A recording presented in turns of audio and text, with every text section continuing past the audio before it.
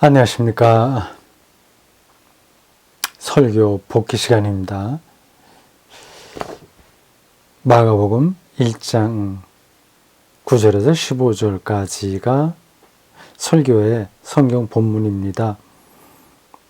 제목은 예수와 복음입니다.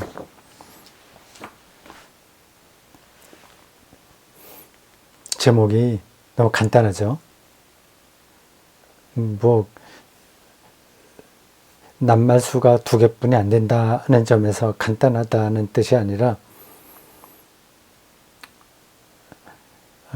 너무 잘 알고 있는 내용이라서 간단하다고 한 겁니다. 예수 누가 모르겠어요? 복음 누가 모르겠어요?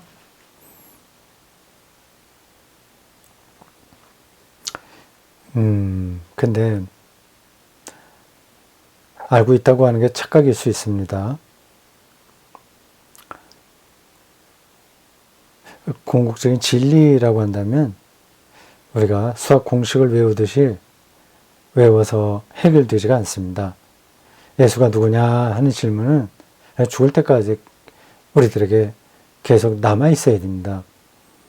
더구나 예수와 복음이 연결되어 있으니까 이 두 가지 단어의 세계로 들어가는 것만 하더라도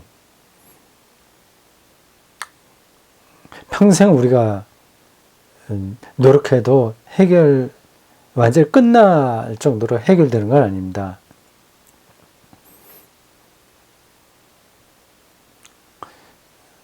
이 문제를 우리가 가까이 가려면 가까이 가는 게 최선이죠. 가장 그 밑바닥에는 생명이 뭐냐는 질문하고 또 연관됩니다. 복음이 이제 생명을 얻는 거니까요. 근데 그게 율법의 방식이 아니라 복음의 방식이라고 하는 그 차이가 중요합니다. 예수가 바로 그거를 가르치죠. 근데 굉장히 복잡한 관계에 있습니다. 어느 정도 그 내용을 설명할 수는 있으나 그 설명한 내용을 실제 자기가 살아내거나 자기의 삶과 일치시키기는 더더욱 어렵습니다. 그래서 저는 설교자로서 설교 앞부분에서 잠깐 언급한 거지만 계속 그 문제, 그러니까 예수님과 복음의 관계, 그것만 전하고 싶습니다. 매주마다 이걸 주제로 해서 설교를 해도 끝나지 않을 것 같다. 계속돼야 된다. 그런 생각입니다.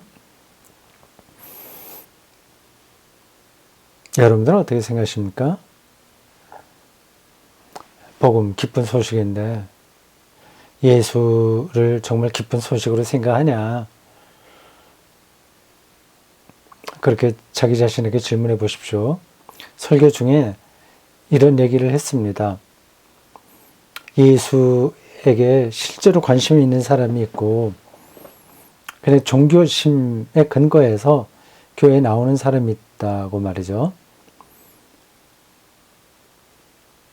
그 두 개가 차이가 있는 겁니다. 종교심은 누구에게나 다 있어요. 외롭다거나 주변에 친구들이 많이 있어도 외롭잖아요. 그러니 신을 찾는다 겁니다. 그리고 자기가 아무리 노력해도 잠깐만 잘못을 저지르잖아요. 그러면 그런 부분에서 예민한 사람들은 그냥 불안한 겁니다. 이렇게 신에게 의지하려고 하죠. 번뇌, 이런 게 또 많죠. 온갖 걱정들, 신을 찾음으로써 거기서 벗어나고 싶어 하는 겁니다. 궁극적으로는 이제 죽음이죠. 병듦과 죽음. 이런 것을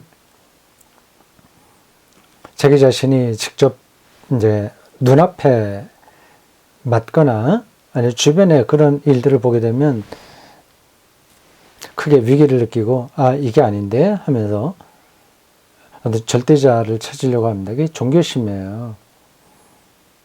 근데 기독교는 그러한 종교심이라고 얘기할 수 있는 현상이 없지는 않으나 그게 본질은 아닙니다. 이걸 극복해야 돼요. 극복이라는 말이 딱 맞는 건 아닌데 여기서 혼란을 겪을 수 있어요. 빨리 방향을 정확하게 잡아야 됩니다. 종교심에 근거해서도 얼마든지 멋진 기독교인으로 살 수 있다는 말씀 드렸습니다. 그런 사람 많아요.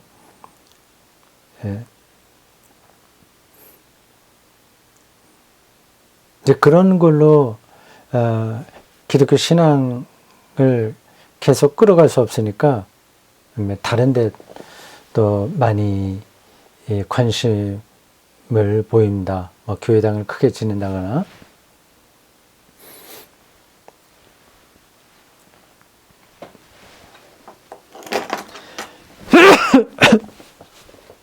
아이고 미안합니다.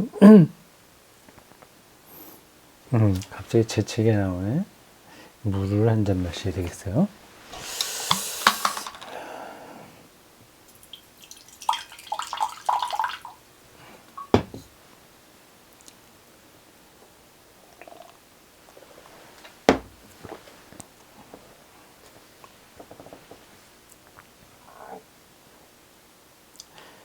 종교심과 기독교 신앙 하고의 차이점은 이겁니다. 종교심은 자기를 향하는 겁니다. 자기의 한계를 느끼고 자기 내면의 기쁨 이런 걸 찾으려고 하는 거죠. 내면의 허무 이런 거 극복하려고 하는 겁니다. 이게 종교심이에요. 그러니까 끊임없이 종교는 인간에게 본질적으로 있는 거라서 그런 쪽으로 자극을 받으면 따라가게 돼 있습니다. 대중적인 설교자들이나 부흥 강사들 이런 사람들이 잘하는 게 바로 그겁니다. 대중들의 종교심을 자극하는 겁니다.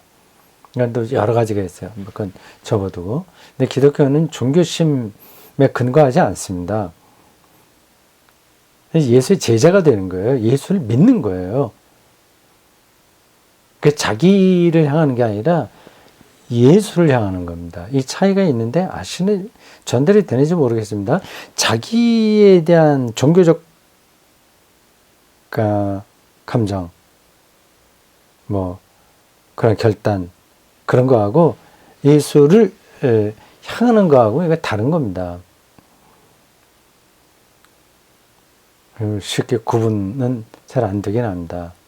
서로 또 이렇게 얽혀 있기 때문에요.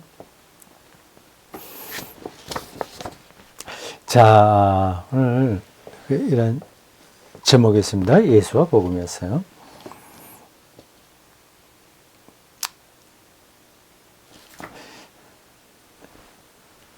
설교 중에 세상에 우리가 길들여져서 이 복음을 복음으로 느끼기 쉽지 않다. 그런 얘기가 나왔습니다. 다른 설교할 때도 많이 그랬어요. 세상에 길든다고 하는 거예요. 세상 논리에 묶이는 겁니다. 꼭 나쁜 뜻은 아니에요. 열심히 공부해서 좋은 대학교 가고 그래서 연봉 높은 직장에 들어가고 직장에 안 들어간다면 사업을 잘해서 돈 벌고 행복하게 살자. 그리고 가능하면 착하게 살고 좀 정의롭게 살자.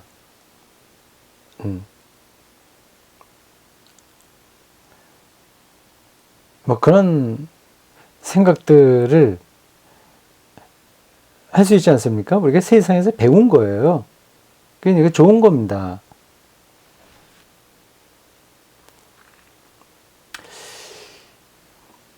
근데 그게 복음은 아니거든요.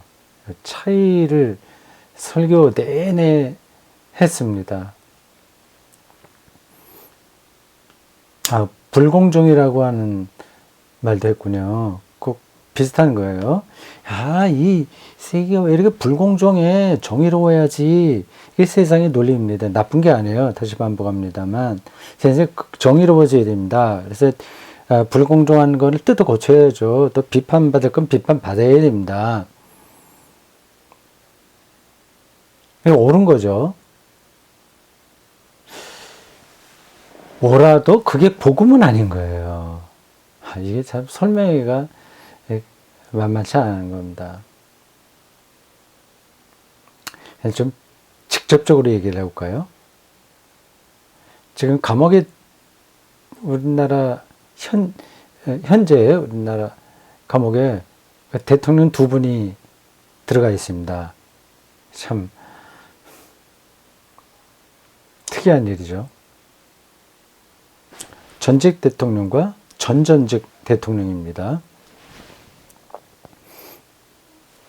그 앞서도 한 분은 돌아가셨고요.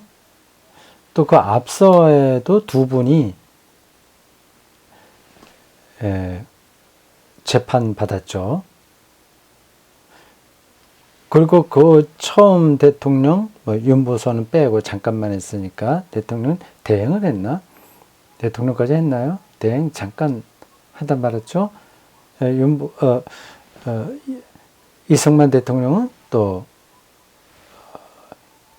쫓겨났고 하와이로 망명을 떠났고 이러고 보니까 우리나라 대통령들이 다 불행했네요. 노무현 대통령은 돌아가시고 김대중 대통령은 그냥 천수를 다 사시고 그분이 감옥에 간 건 뭐 다른 일로 가셨으니까 대통령직하고 상관없이 그렇습니다. 옆으로 말이 길어지네. 바로 전직 대통령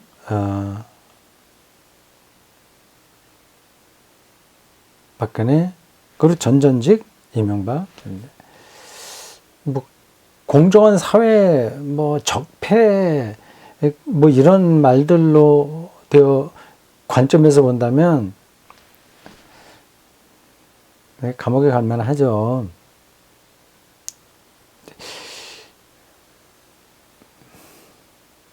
근데 그게 복음은 아닙니다.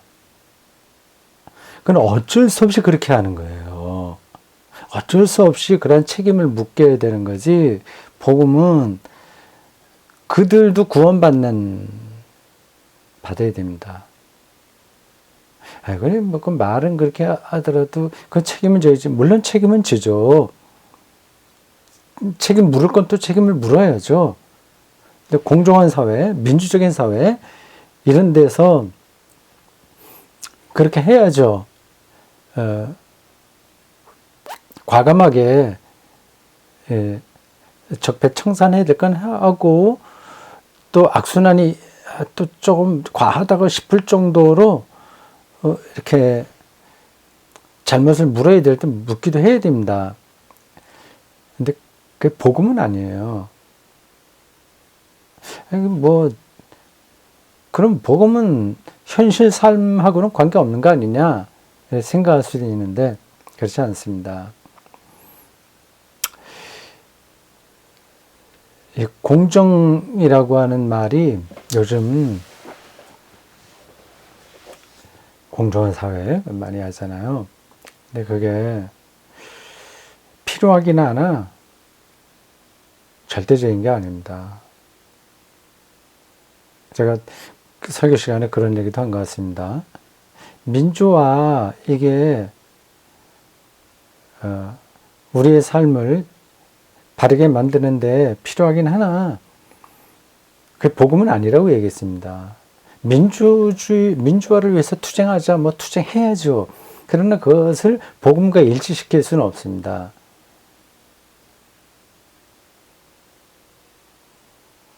똑같은 얘기를 지금 제가 반복하는 것 같은데 잘 전달이 됐나 싶어서 그렇게 하는 겁니다. 그럼 민주화, 공정한 사회, 이런 거, 뭐 하지 말자는 얘기냐? 그런 뜻은 아닙니다. 그거는 우리가 정치, 경제, 사회, 이런 구조 속에서 살기 때문에, 하긴, 우리가 세워나가야 될 바른 질서이긴 하나, 그것이 인간을 구원하지 못합니다. 우리 지금 보세요. 대한민국.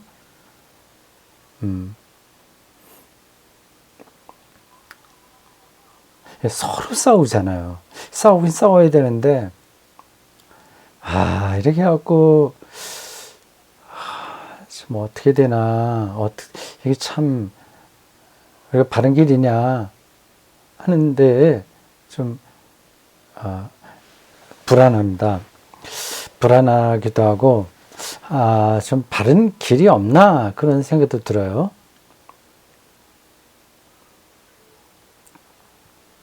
뭐 됐습니다.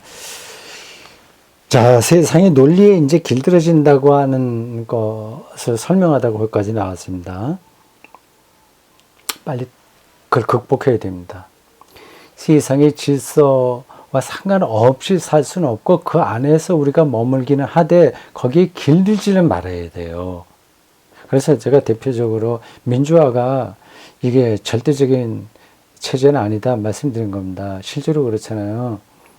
여기에도 또 뭐 그 불평하는 분들이 많이 나올 수밖에 없습니다. 그러니까 많은 사람들의 표를 얻으면 된다. 근데 그게 일종의 대중주의에 떨어질 수 있어요. 포퓰리즘이라고 하죠. 그래서 표를 많이 얻으면 그게 되는 것처럼 생각될 수도 있습니다. 좀 역설적이지만 그런 좀 정말 미래를 바르게 바라보고 그리고 국민들을 위하고 할 수 있는 그러한 사람이 있다면 그 사람을 왕으로 세우는 게 더 나을 수도 있습니다.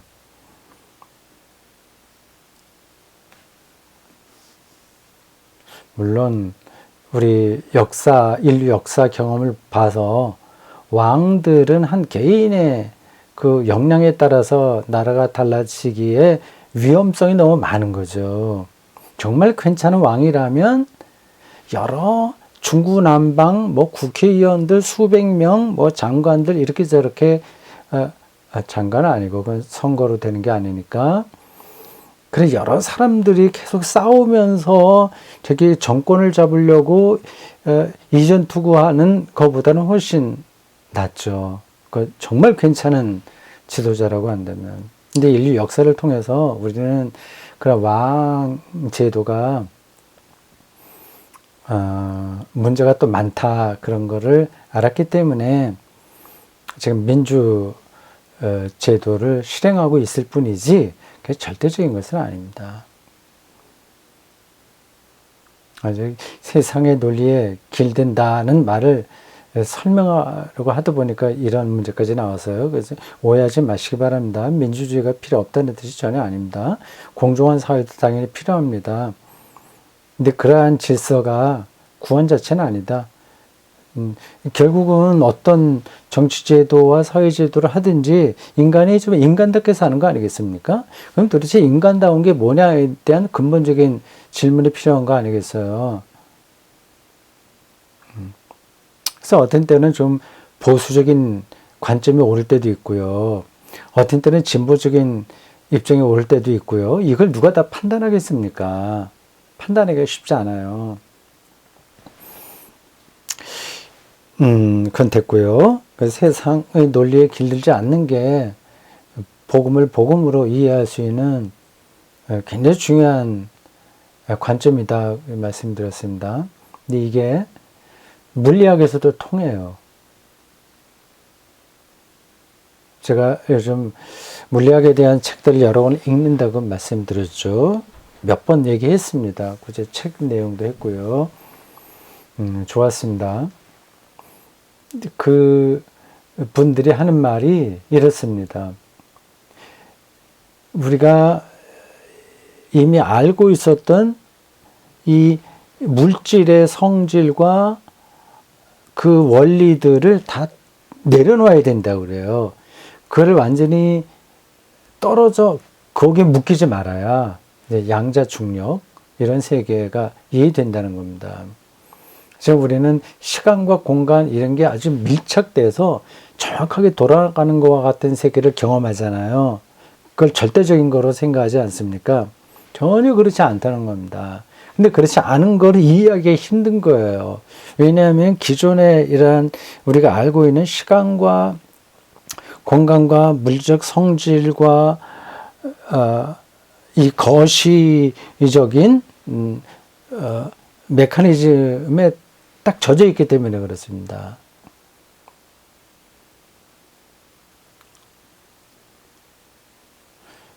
뭐 양자의 그런 세계에서는 어떤 소립자, 미시의 그 입자 이런 것들이 유령처럼 활동합니다. 여기 있다가 저쪽으로 왜 가는지 몰라요. 어떻게 되는지 몰라요. 유령처럼 있다가 없고 없다가 있고 합니다. 그리고 이 어떤 것이 있다라는 사실은 통계와 확률로 말을 할 수 있을 뿐이라고 그래요. 파넨베르크의 자연신학을 요즘 강조하고 있는데 그것도 연관되는 이야기입니다. 이 세상이 유일무이하고 비가역이라는 그 전제에서 볼 때 그 과학적인 방정식, 그 규칙 이런 것들이 절대적일 수 없다고 합니다. 네, 우리가 일상적으로 살아가는 데에서는 전혀 느낄 수 없는 그러한 세계가 아주 실질적인 세계일 수 있어요. 그 물리과학에 관한 책들을 읽으면서 그래 하나님을 이해하는데 이런 관점들이 정말 필요하겠구나 생각을 합니다. 그래서 우리가 보는 이런 공간, 시간, 그런 물질 이런 또 있는 것 이렇게 있는 것들을 완전히 잊어버려야 물리의 세계에서도 참된 것으로 들어갈 수 있다고 하는 겁니다. 그래서 물리학이 힘든 거예요. 뭐 화학도 마찬가지겠죠. 그래서 뛰어난 학자들은 다른 사람들이 생각하지 못했던 거를 생각하는 거예요. 어떻게 그렇게 생각할 수 있지? 근데 말도 안 되는 거야. 그렇게 사람들이 처음에 얘기하다가 그게 드러나게 되는 겁니다. 하나님 경험도 이와 비슷한 겁니다. 이 복음이라고 하는 것도 예수 복음이죠. 이게 너무 고정돼 버렸어요. 우리 기독교인들에게. 그게 일단 세상의 작동 원리에 너무 깊숙이 물들어서 발을 뺄 수가 없어요. 발을 빼지 못하는 상태에서 좀 다른 쪽으로 갈 수가 있습니까? 안 되죠. 그리고 교회 자체가 이 복음을 역동적인 변화의 힘으로 경험하게 하는 게 아니라 어떤 교회 질서 안에 머무는 것으로 이야기했죠. 그래서 그렇게 이해를 하고 있는 겁니다.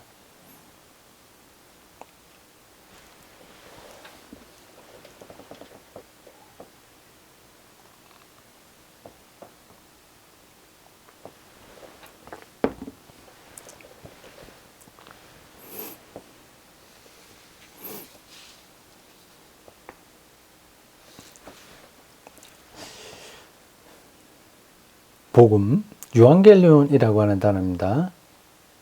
기쁜 소식이라는 뜻이에요.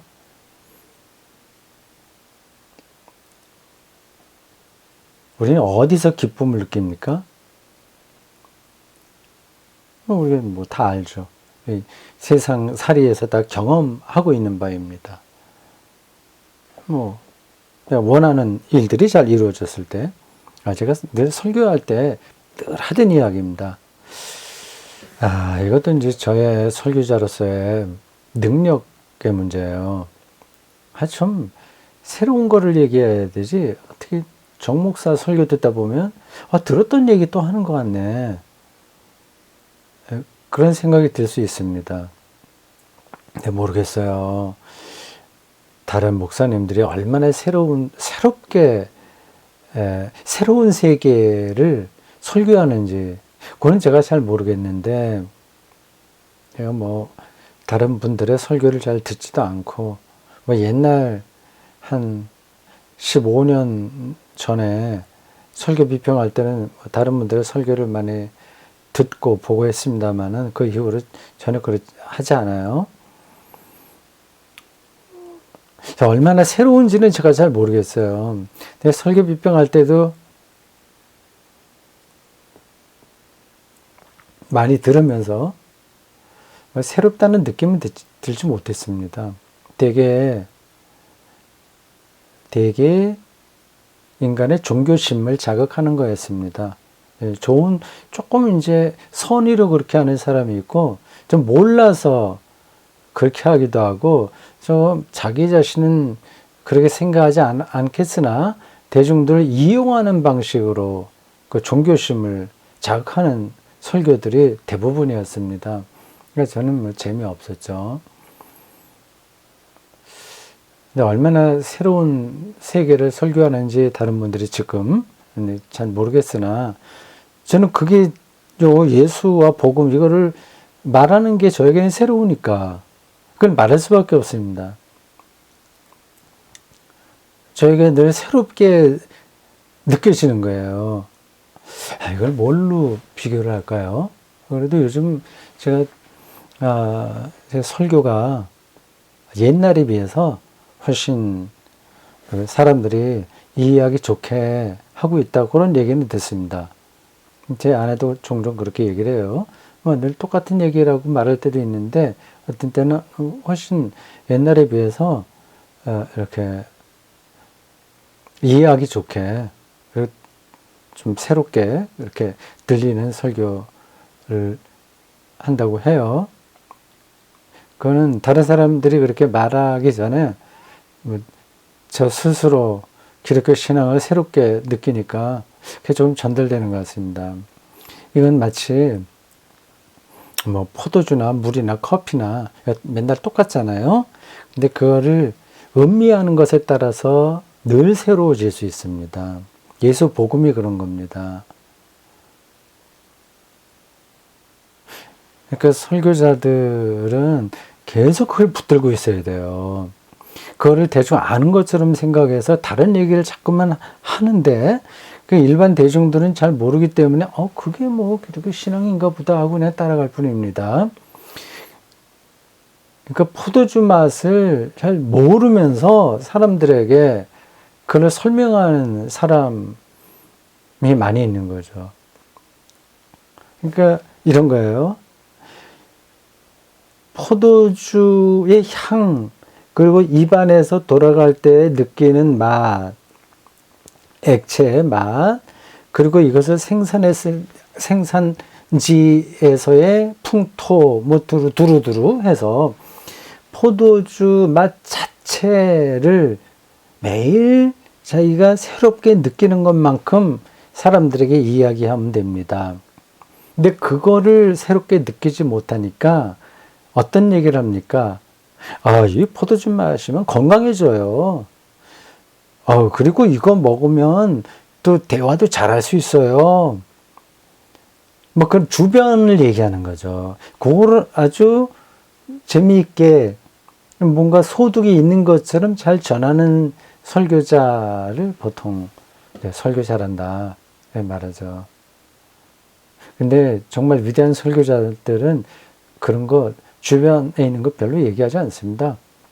이제 그 복음만 얘기하죠.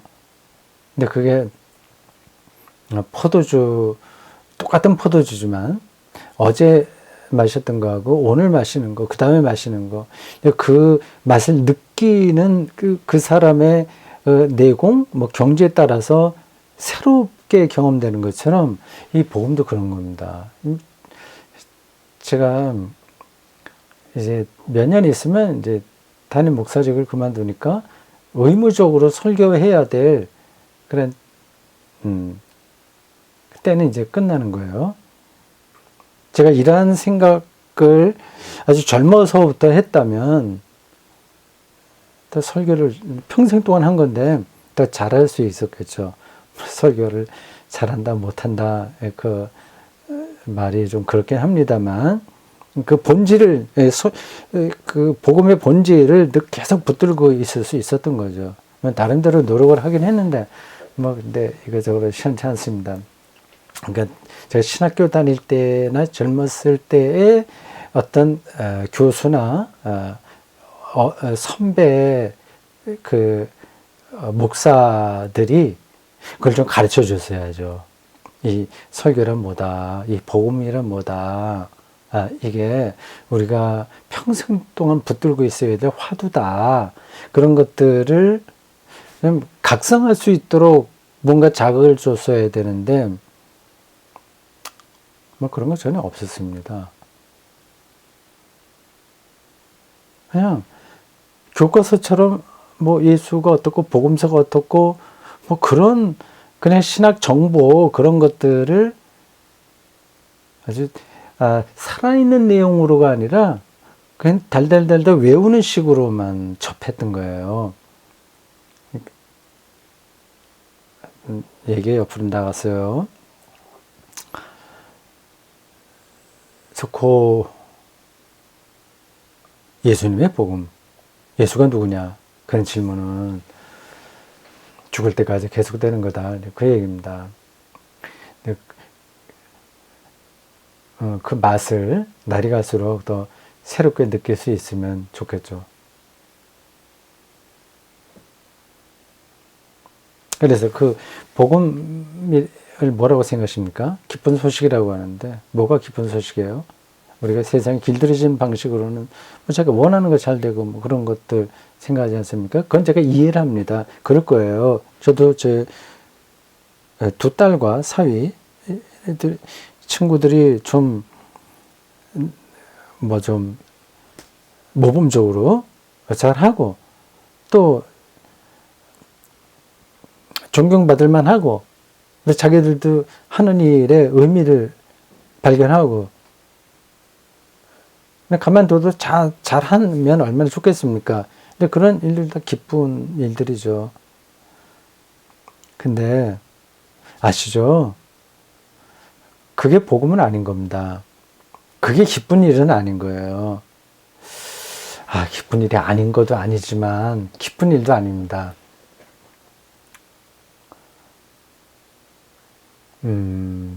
됐고, 그건 됐고. 그건 제가 조금 더 설명하고 싶은데 하지 않아도 이제 전달됐다고 봅니다. 우리가 생각하고 있는 그런 모든 기뻐할 만한 일들은 다 지나가는 겁니다. 그거는. 근데 예수가 왜 정말 복음이냐, 기쁜 소식이냐, 근데 그거를 우리가 진지하게 대해야 될 겁니다.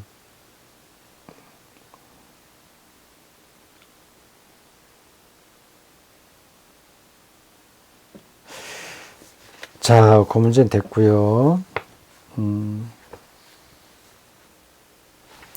제가 설교하는 중에 악순환이라고 하는 표현을 한번 한 것 같은데 제 설교 원고입니다. 보시겠어요? A4 용지 5장으로 합니다. 좀 폰트는 크게 출력합니다. 설교 시간에 강단에 들고 나가서 하는 설교 3쪽에 그 얘기 나올 거예요. 어딨나? 왜 이렇게 안 나오지? 갑자기 또 찾으려고 하니까 안 나오네.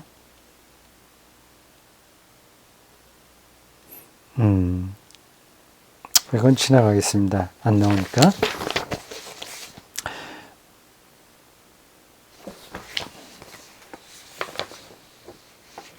마지막 쪽에 이런 표현을 했습니다. 그건 좀 보충해서 설명해야 되겠습니다.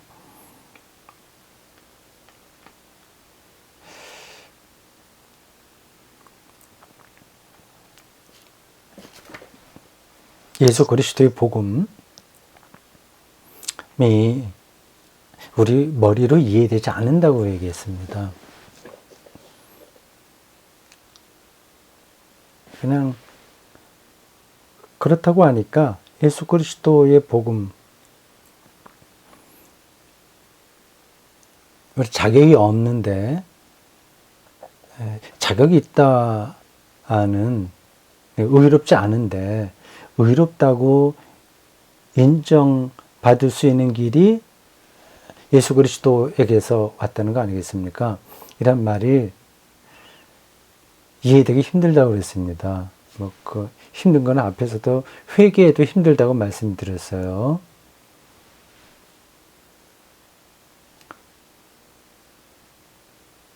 이해하기 힘든 건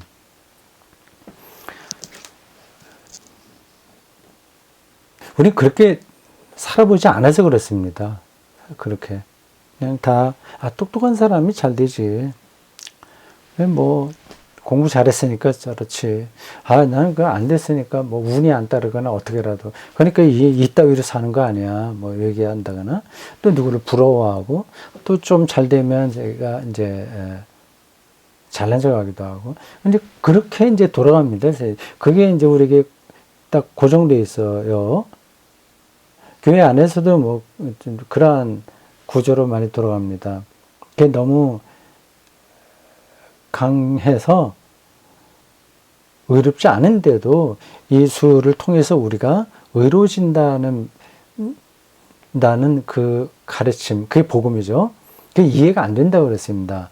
그래서 마가복음 기자도 그것을 이해하라 말하지 않고 믿어라 이렇게 말하는지 모르겠다고 말씀드리면서, 이해보다는 믿음이 더 높은 단계의 영적인 태도다 이렇게 말씀드렸어요. 그거 더 생각해 보시기 바랍니다. 이해 안 되는 일 많습니다. 성경에 나온 것이라도 이해 안 되는 것 많이 있습니다. 뭐 이해 안 되는 거를 어떻게 무조건 믿을 수는 없죠. 근데 여기서 이해 안 된다는 말은 우리의 세상 경험과 좀 맞지 않기 때문에 받아들이기 힘들다는 뜻입니다. 이런 거예요. 자, 수능 시험 똑같이 70점 받았어요. 아니면 한 사람은 50점 받았다고 합시다. 그 다음 70점. 근데 50점 받은 사람이 한국에서 제일 좋은 대학교에 들어가고, 그리고 뭐 90점, 100점 받은 사람이 거기 좀 못 들어가게 됐다. 그러면 그걸 우리는 못 받아들이는 겁니다. 그렇죠? 이 불공정한 사회에 이거 뜯어 고쳐야 돼 얘기하지 않습니까? 그게 저절로 우리는 그렇게 생각을 하고 있어요.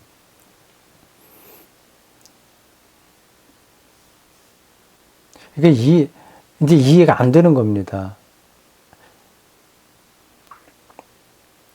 그러니까 불만이 쌓일 수밖에 없어요. 믿는 거죠, 그때는. 그럼 뭐, 이해하고 완전히 구분되는 건 아닌데, 믿으면 이해가 될 수 있습니다. 그래서 이 유명한 문장이 있는데, 라틴어로 제가 그대로는 기억이 안 납니다만, 안셀름하고 연관된 걸 거예요. 바르트하고도 연관되는 문제인데, 하나님의 일을 알기 위해서라도 믿어라. 그런 입장입니다. 또 믿으려면 알아야 된다. 그런 주장도 있어요. 근데 기독교 신앙에서는 이걸 뭐 두 개 다 필요한 관점이긴 한데, 알기 위해서라도 먼저 믿어야 된다 하는 관점이 중요합니다. 거기에 또 보충되는 설명이 필요한데, 이걸 딱 이렇게 단정적으로, 그래, 뭐 아는 것, 이거는 우리 이성적으로 아는 거잖아요. 믿음, 이거는 이성적으로 이해가 안 돼도 무조건 받아들이는 거 아니겠습니까? 그러니까 단정적으로 이렇게 딱 끊어서 말할 수 있는 건 아닙니다. 이건 큰 방향을 얘기하는 거예요. 예를 들자면 두 남녀가 있다고 합시다. 다 이해하고 사랑하는 게 아니잖아요. 막 이해도 좀 있죠. 여러 가지 자기의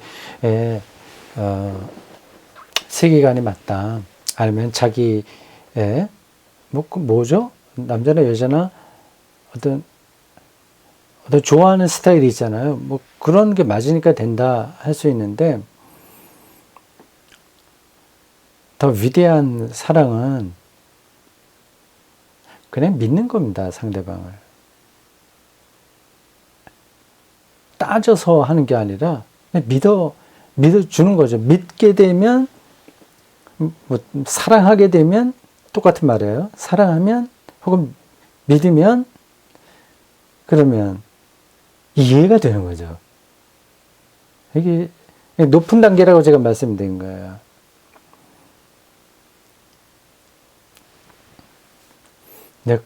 그런 상태까지 가는 사람들은 별로 많지 않습니다. 제가 설교, 시간이 많이 갔네요. 끝내야 되겠습니다. 설교 한두 번 해갖고, 기독교 진리를 다 말할 수 있다고 생각하지 않습니다. 그래서 꾸준히 그 길을 가고 있는 건데, 이러한 관점들은 이렇게 한두 번 툭툭 던져서 되는 문제가 아니라 그쪽으로 같이 가야만 조금씩 보이는 거라서 설교할 때마다 아쉬움이 많습니다. 예수님도 자기의 운명을 다 이해가 돼서 받아들인 게 아닙니다. 이해가 안 됐어요. 가능하면 이 잔을 나에게 물리쳐 달라고 예수도 말한 거예요.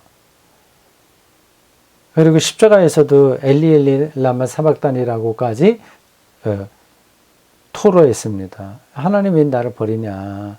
이해가 안 됐어요. 그러나 믿었죠. 사랑했죠. 순종한 겁니다. 여러분들이 세상에서 살아가는 그 원리에 저도 마찬가지로 깊숙하게 빠져 있어서 돈이 없으면 불안하고 있으면 또 좀 든든하게 생각하고, 그냥 간단하게 얘기해서, 그런데 그렇지 않을 수 있다고 하는 거, 이걸 믿어야 됩니다.